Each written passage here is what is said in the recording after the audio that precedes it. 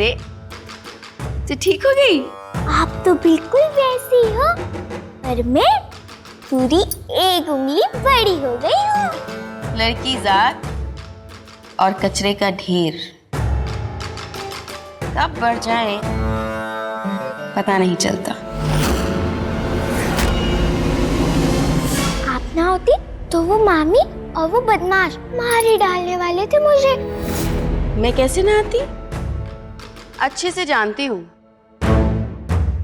घर का अनाज और घर की लाज बहुत देर बाहर खुले में रह जाएं तो मुंह मारने वाले आसपास मंडराने लगते हैं।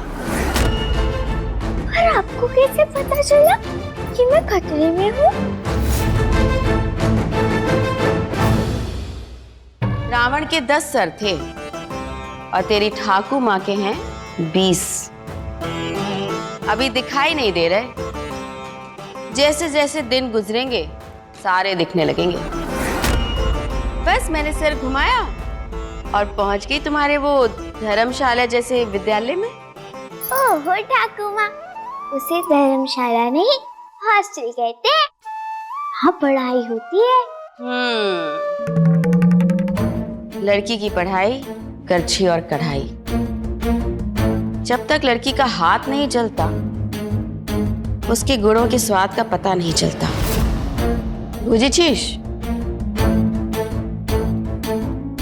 खैर छोड़, तू बस इतना जान ले कि तेरे धर्मशाला से निकलते ही मुझे सुराग मिलने लगे और मैं तुझ तक पहुंच गई। आप कितनी अच्छी हो ठाकू माँ, आपने मेरी जान बचाई, धन्यवाद। जीती रहे। वैसे एक बात कहूंगी, तू भूली नहीं कि मेरी आज्ञा के बिना इस घर में कोई सांस भी नहीं ले सकता। आपकी डांट और उसके बाद बाबा के रसगुल्ले दोनों याद है मुझे।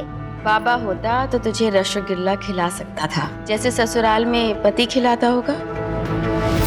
पति था, दे सकता था, पर जब औरत के साथ पति या पिता का नाम ना जुड़ा हो तो चाशनी से भरे रसगुल्ले नहीं, जहर से भरे ताने परोसे मिलते हैं थाली में।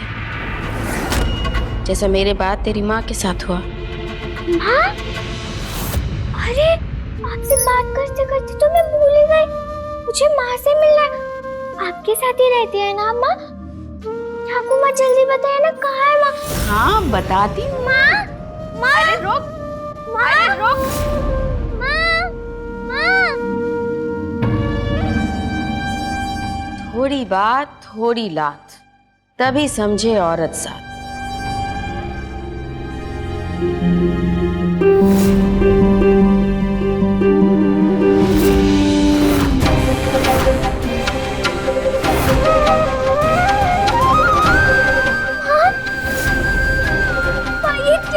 तुझे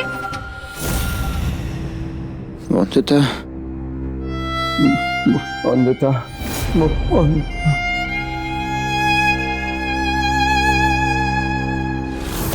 वंदिता।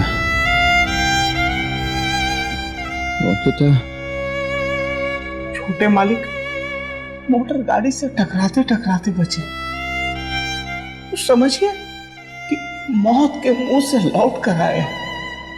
छोटे मालिक पे आगे से इतनी सख्ती मत दिखाइएगा।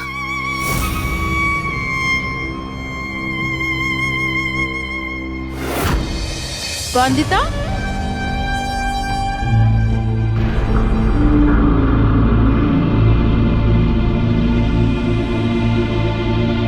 ठाकू माँ,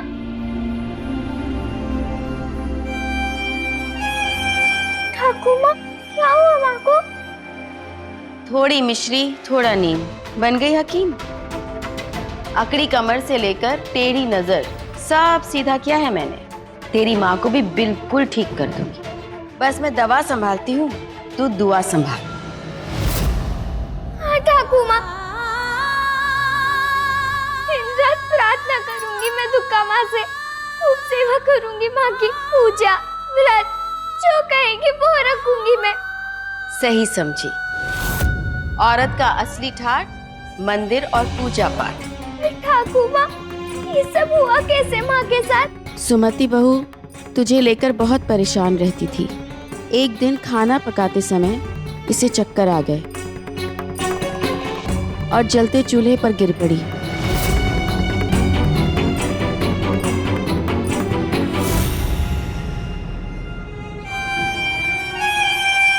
मुझे बहुत दर्द होता होगा ना माँ? पहले होता था बहुत दर्द, पर तेरी ठाकुर माँ के उपचार से दर्द अब कम होने लगा है। तेरी ठाकुर माँ ने मुझे तसल्ली दी थी कि वो तुझे मेरे पास लेकर आएंगे। अब देख तू आ गई है ना, और मैं ठीक होने लगी हूँ वंदिता। वंदिता, मैं जानती हूँ बेटा, बहुत कुछ हुआ इन दिनों तेरे साथ, पर अब तू चिंता ना कर। अब तेरे साथ तेरी ठाकुर माँ है, मैं हूँ, सब है, सब ठीक होगा तेरे साथ।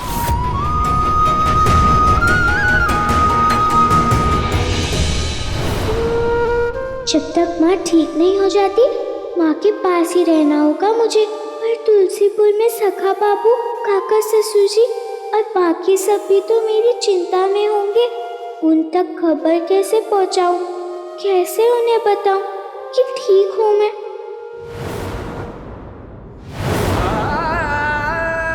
एक तरफ हमारे अनिरुद्ध की हालत देखकर हमारी हालत खराब हो रही है, और दूसरी तरफ वंदिता बहू की चिंता। तू मत चिंता कर, बस तू ठीक हो जा, फिर हम दोनों साथ मिलकर ढूंढेंगे वंदिता बहू को। झूठी उम्मीदें दूसरों को मत दीजिए जेठ जी, और मैं तो कहती हूँ खुद भी मत रखिए। पूरी दुनिया सिर्फ तुलसीपुर नहीं है, बहुत बड़ी है। कहाँ ढूंढते फिरेंगे आप वंदिता को? और वैसे भी वो तो मिलने से रही। चलो, अच्छा ही हुआ वंदिता चली गई यहाँ से। वैसे भी कौन सा रिश्ता बचा था जिसका नाम लेकर वो रहती है यहाँ पे? और मैं तो कहती हूँ वंदिता को भूल जाइए और समझ लीजिए कि वंदिता मर चुकी। कर लीजिए जितना गुस्सा करना है, पर इससे सच तो नहीं बदलेगा ना कि वंदिता अब हमारी कोई नहीं लगती और उसका इस घर से कोई रिश्ता नहीं है।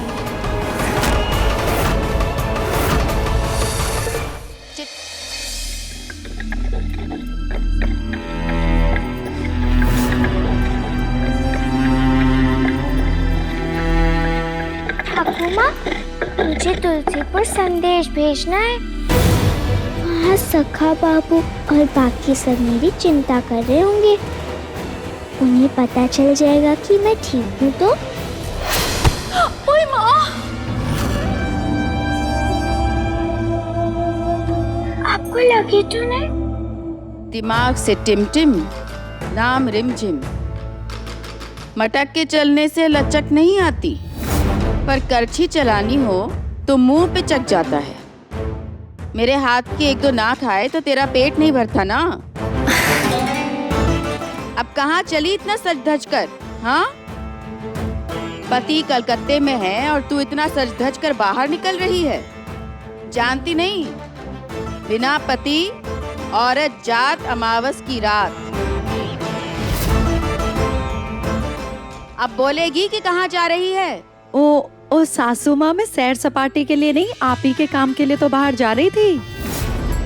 वो जो दवाइयाँ और औषधियाँ आपको कलकत्ता, बिष्णुपुर और भवानी नगर भिजवानी है ना, वो कोई लेने नहीं आया, वही देखने जा रही थी कि अभी तक कोई लेने क्यों नहीं आया। क्या बताऊँ तुझे वंदिता, पूरे बंगाल में प्रसिद्धि है हमारी सासू माँ की दवाइयों की और औषधियों की। झूठ बोलूं तो मेरी जान ले लो।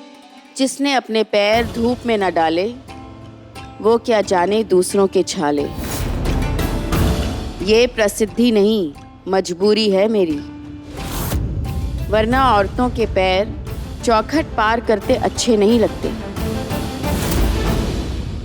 लेकिन ठाकुर माँ। लेकिन वेकिन कुछ नहीं। जब तक घर की बेल दीवार से चिपकी रहे तब तक सुरक्षित है।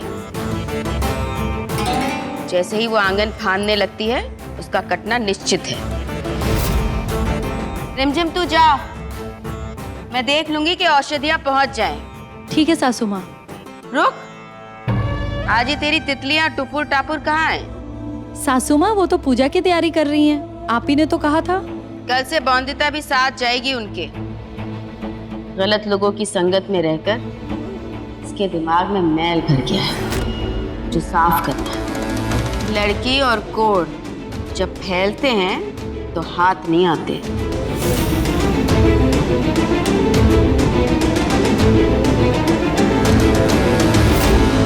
ये सामान तो तुलसीपुर जा रहा है, क्यों ना इसी में मैं सखा बाबू को चिट्ठी लिखकर भेज दूं?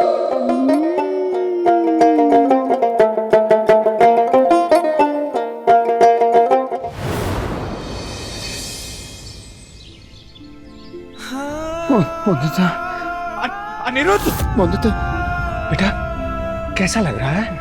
काका, मैं यहाँ क्या कर रहा हूँ काका? काका मुझे वंदिता को ढूंढना होगा।